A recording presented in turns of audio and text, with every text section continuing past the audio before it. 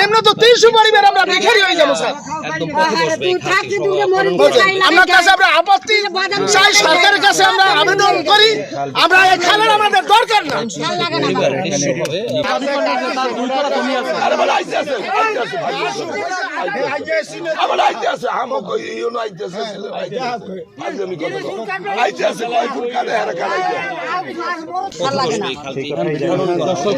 আসলে আপনারা যেটা বলছিলেন এখানে কৃষক তারা বলছে যে আসলে এটা উপকারী তাদের আসবে না। এখানে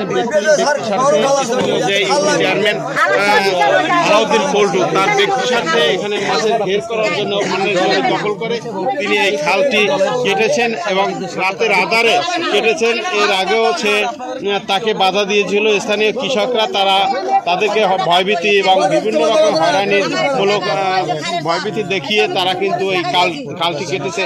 এখন ঐক্যবদ্ধ হয়ে গ্রামবাসীরা আজকের সেই খালের পাশে এসেছে এবং এই খালটি যাতে কাটা না হয় সেক্ষেত্রে তারা সেই দাবি জানিয়েছে প্রশাসনের কাছে এবং ঊর্ধ্বতন কর্তৃপক্ষ এই খালটির ব্যাপারে যথাযথভাবে সুন্দরভাবে একটা ব্যবস্থা নেবেন এই আশা ব্যক্ত করছেন। তাদের কথা আমরা শুনেছি, তাদের যে আসলে এই বিষয়টা যে খাল কাটা নিয়ে তাদের দাবিটা, সেই দাবিটা আসলে যুক্তিসঙ্গত বলে আমরা মনে করছি। তারপরও প্রশাসন এবং মৎস্য অধিদপ্তর, স্থানীয় যে উপজেলা প্রশাসন যারা আছেন, বরগুনা জেলা প্রশাসক, সবাই বিষয়টির উপরে গুরুত্ব দিয়ে তাদের এই বিষয়টা সম্পূর্ণভাবে সমঝোতা বা সমাধান করবেন বলে আমি আশা করছি। আমি ইমাম হোসেন নাহিদ, পাথরঘাটা থেকে।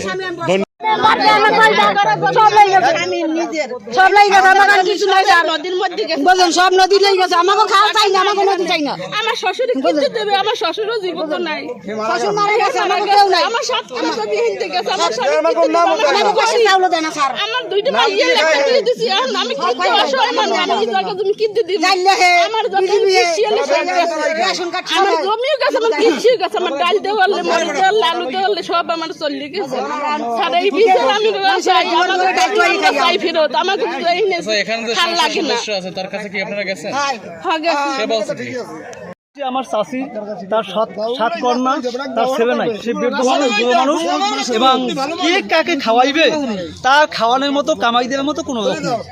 এবং এই জমিটু নগদ টাকা লাগায় 100 না বলতে, এবং বলগাছ চাষ দেয়, সেটুকু সবজি টবজি যা কিছু পায়, মরিচ, ডাল, মিষ্টি আলু, গোলা আলু, সেটা দিয়ে সে চলে। সে এখানে আপনাদের খবর নিয়ে আসতে পারে না, সে অসুস্থ এই দেখিয়া। তাই এখন 2 ফিট খাল কাটছে। মাননীয় সাংবাদিক আমার চেয়ারম্যান গুদিকেরাই বসে একটা কথা বলছে, আমার ভাই বোনের আমি জন্ম দিছি এই কথা বলে। জায়গা সরকার ছাড়া কাটবে না, 1% জায়গাও কাটবে না। ওই যে এস্টিমেটটা কি, যে আপনার এই যে এস্টিমেট কত চওড়া, কত গভীর, ওটা মনে হয় ওটা বলতেন মৎস্য ডিপার্টমেন্ট, ওইটা তো আমরা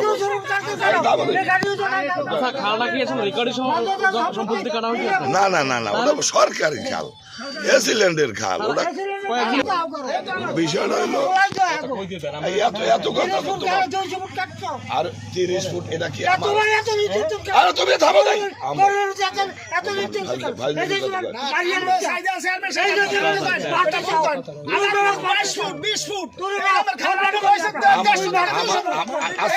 ঠিকাদার কি বেশি খাল কাটে, আমি কাটে, ঠিকাদার আর কমাইয়ে কাটবে, ঠিকাদার কমাই কাটবে, ঠিকাদার আপনি গাড়ি বন্ধ করে গেছেন। হ্যাঁ আমি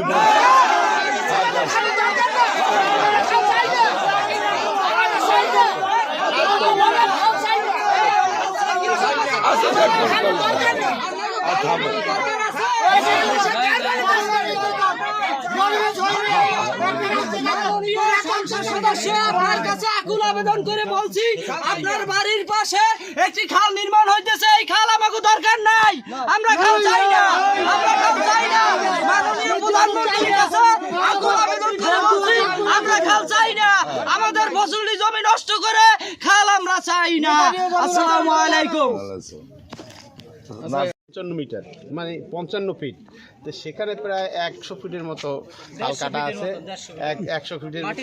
তবে এই যে সমস্ত যে মাটি, এই খালের দুই পাশে যে মাটিগুলো আছে এটা কিন্তু মালিকানা জমির ভিতরে আছে।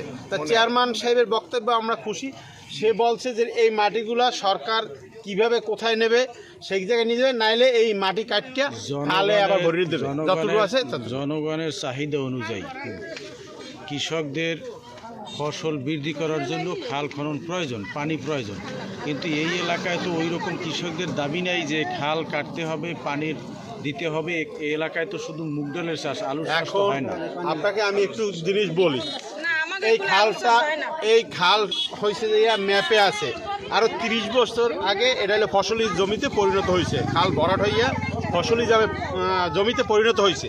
সে কারণে এখন ম্যাপে যখন আছে যারা এই প্রজেক্টটা তৈরি করে নিয়ে আসছে এদের তো আর জমি দখলের বিষয় না, এদের হলে প্রজেক্টে কাজ করবে আর টাকা তারা নেবে লাভবান হওয়ার জন্য, টাকায় লাভবান হওয়ার জন্য তারা এই প্রজেক্টটা তৈরি করে আনছে। তাই সেই ম্যাপ অনুযায়ী তারা খাল কাটতেছে। আর খালের যে ব্যাসার্ধ আর যে দৈর্ঘ্য সেইটার একটু অনিয়ম গরমিল আছে, যে মানুষের যে মালিকানা যে জমি রেকর্ডীয় জমি, সেই রেকর্ডীয় জমিতে তারা খাল কাটতে মাটি ফেলাইছে এবং কিছু খালের জায়গাও সেই মালিকানা নিয়েছে। তো চেয়ারম্যান সাহেবের কাছে এ বিষয়ে আমরা জানছি এতক্ষণ যে সে এইটার ব্যাপারে সরকারি নীতিমালায় খাল কাটার যে নিয়ম আছে ঠিক সেই নিয়মই সে জনগণের চাহিদাটা সে পূরণ করবে এবং যদি যেভাবে হোক সে জনগণের পাশে সে থাকবে, সেই কথা তার মুখ থেকে আমরা এতক্ষণ শুনেছি। আমারও দাবি যে প্রশাসন আসলে এই জমি লিজ দিয়েছেন কিনা বা দিঘি কাটার জন্য দিঘি খননের জন্য কোনো লিজ দিয়েছেন কিনা এটাও প্রশাসন দেখবে। আর জনগণের যে চাহিদা, জনগণের সরকার সেই চাহিদাটা তাদের কি আছে সেইটা জনগণের চাহিদা সরকার দেখবেন। এবং আমাদের পাথরঘাটা উপজেলা নির্বাহী কর্মকর্তা আছেন, তিনিও ইতিপূর্বে তার কাছে এর একটা বিচার কাছে বা এদের যে এখানে যে ঘটনা ঘটেছে সেই ঘটনাটা তার কাছে গেছে, সে একটু পরে এখানে উপস্থিত হবেন। সেই সরকারি নীতিমালা অনুযায়ী যেন এখানে সেই কাজ হয় এবং যাতে জনগণের স্বার্থ হাসিল হয় সেই বিষয়টা তারা ব্যবস্থা করবেন। এটা উপজেলা প্রশাসন হোক